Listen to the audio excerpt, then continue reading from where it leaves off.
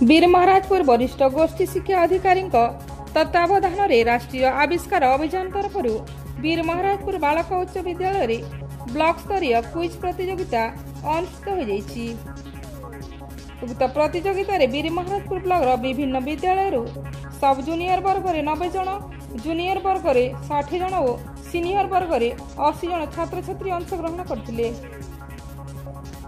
ଏହି କାର୍ଯ୍ୟକ୍ରମର ବିଚାରପତି ଭାବରେ ଲକ୍ଷ୍ମୀ ନାରାୟଣ ସାହୁ, ଗୌରୀଶଙ୍କର ପୂଜାହାରୀ, ଜ୍ୟୋତିର୍ମୟୀ ବେହେରା, ରାଜକୁମାର ବାଦୀ, ରାଜେନ୍ଦ୍ର ମେହେର, ଭାବଗ୍ରାହୀ ମେହେର, ବାଙ୍କା ବିହାରୀ ମହାକୁର, ପ୍ରମୋଦ ବିଶ୍ୱାଳ, ଦିଗାମ୍ବର ଶତପଥୀ ଦାୟିତ୍ୱ ସମ୍ପାଦନ କରିଥିଲେ। କ୍ୱିଜ ପ୍ରତିଯୋଗିତାର ଉଦ୍ଯାପନୀ ସଭାରେ ବରିଷ୍ଠ ଗୋଷ୍ଠୀ ଶିକ୍ଷା ଅଧିକାରୀ ଶ୍ରୀଯୁକ୍ତ ଶାନ୍ତନୁ କୁମ୍ଭକାର ଦୈନନ୍ଦିନ ଜୀବନରେ ଗଣିତ ଓ ବିଜ୍ଞାନର ଉପଯୋଗିତା ଉପରେ ଆଲୋକପାତ କରିଥିଲେ।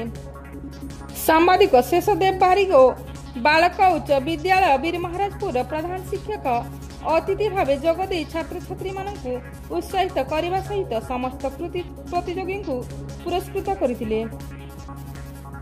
केंझरियापाली आंचलिक साधन केन्द्र संयोजक श्रीयुक्त विनय कुमार विश्वाल सभा परिचालन करथिले। उक्त क्विज प्रतियोगिता शांति श्रृंखला सह संपादन होगा सह छात्र छात्री मानक मनरे बहु उत्साह परिलक्षित होइतिला।